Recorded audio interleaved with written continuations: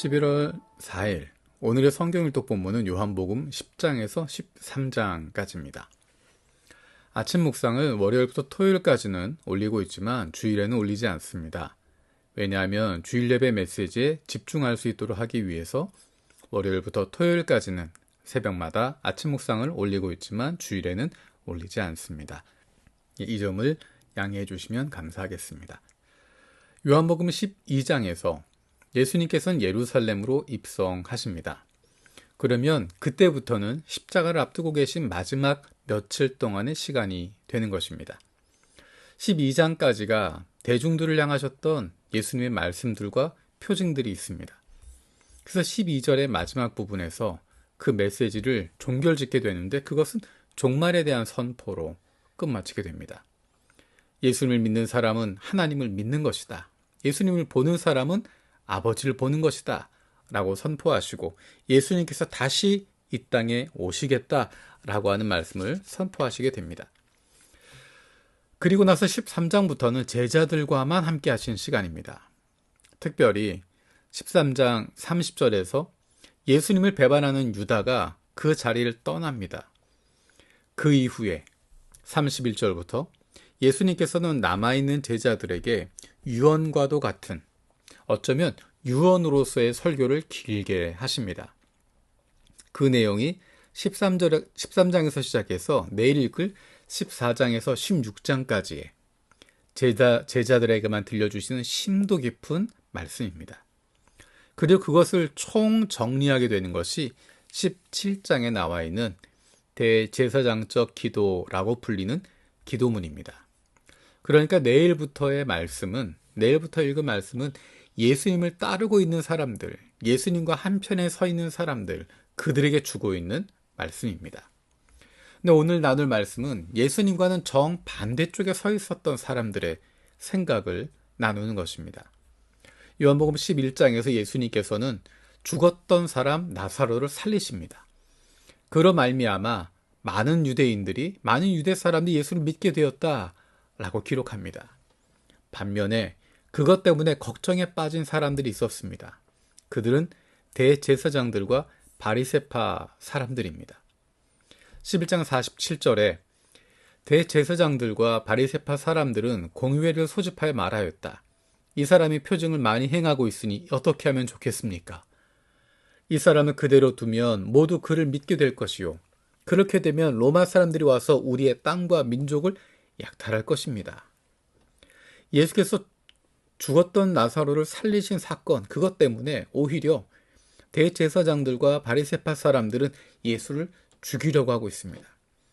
그동안 예수님께서 하셨던 표징들, 이적들, 그것은 분명히 예수님이야말로 하늘로부터 오신 분, 하나님께서 보내신 그리스도, 하나님의 아들이심이 분명하게 나타났습니다. 수많은 사람들이 그것에 대해서 수긍하기 시작했고 저분이야말로 그리스도구나 라고 생각하게 됐습니다. 분명히 예수님께서 그리스도라고 하는 것, 하늘로부터 오신 분이라고 하는 것, 그것이 모두에게 드러나 있고 모두가 인정하게 되는 상황인데 거기에 대해서 어떻게 반응할 것인가? 대제사장들과 바리새파 사람들은 예수가 그리스도라는 것을 알았기 때문에 오히려 그를 죽여 없애려고 합니다. 오히려 그를 죽여 없애버려서 그것을 통해서 자신들의 기득권을 유지하려고 하는 것입니다. 48절에 있는 것처럼 이 사람을 그대로 두면 모두 그를 믿게 될 것이요. 그렇게 되면 로마 사람들이 와서 우리의 땅과 민족을 약탈할 것입니다. 거기에 대한 해답책으로 가야바가 이야기를 합니다.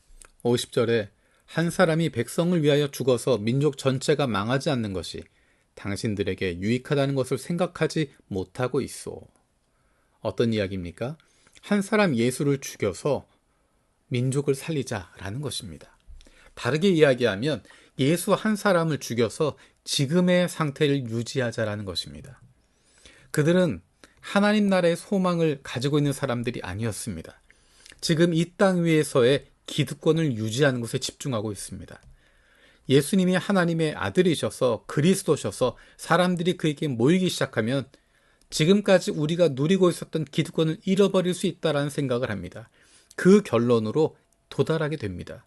그래서 그들은 하나님을 왕으로 모시는 것이 아니라 로마 황제를 자신들의 왕으로 모시고 있고, 하나님 나라를 소망하는 것이 아니라 이 땅 로마 제국, 로마의 평화를 원하고 있는 것입니다. 대제사장들인데, 바리새파 사람들인데, 그들은 하나님 나라의 소망을 갖고 있는 사람들이 아니라 이 땅의 소망으로 살아가고 있는 사람들이었습니다. 그들의 결론은 하나님 나라를 이루는 것이 아니라 이 땅의 현상을, 지금의 현상을 유지하는 것입니다. 하나님의 백성이라고 이야기하지만 우리가 살고 있는 이 세상이 더 편하고 안정적이어서 이동하라는 하나님의 부르심을 못 들은 척하는 것입니다. 하나님의 자녀라고 이야기하면서도 아버지가 원하는 길이 아니라 우리가 좋은 길로 가려고 하는 것입니다. 그러면서는 하나님의 음성이 들리지 않는다고 이야기합니다. 우리의 길을 보여주시지 않는다라고 이야기하고 있지 않습니까?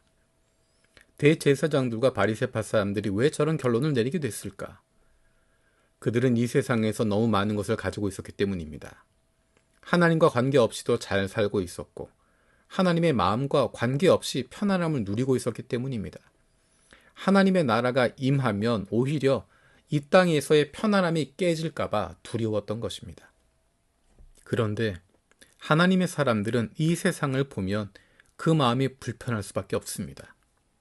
왜냐하면 하나님의 뜻과 다르게 돌아가는 세상을 보면서 마음이 불편하고 답답할 수밖에 없습니다. 하나님이 세상을 바라보시는 안타까움을 품기 때문에 그런 것입니다. 나는 성경에서 보여주시는 하나님 나라와 가까운가? 아니면 이 세상 사람들이 살아가는 그 세상의 법칙, 세상의 가치, 거기에 가까운가? 돌아볼 수 있길 원합니다. 다음 주에 수능 시험이 있습니다. 수능 시험을 생각할 때마다 마음이 아픕니다.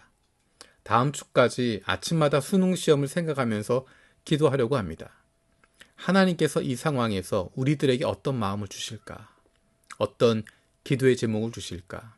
이 땅을 위해서 어떻게 기도해야 할까? 기도하는 마음으로 기도를 준비하려고 합니다.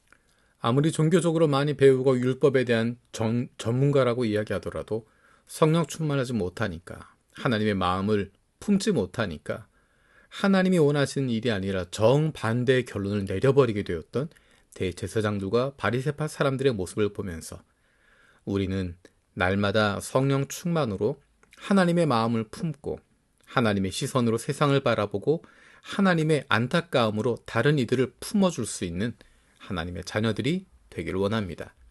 살아계신 하나님 감사드립니다. 대제사장들과 바리새파 사람들의 모습을 보면서 안타깝고 답답한 모습을 보게 됩니다. 저희들은 성령 충만한 사람이 되어서 하나님의 마음을 품게 하시고 주님의 시선으로 세상을 바라보고 주님의 불쌍히 여기는 마음으로 내게 맡겨진 사람들을 섬길 수 있게 하여 주옵소서. 감사드리며 예수님의 이름으로 기도드립니다. 아멘.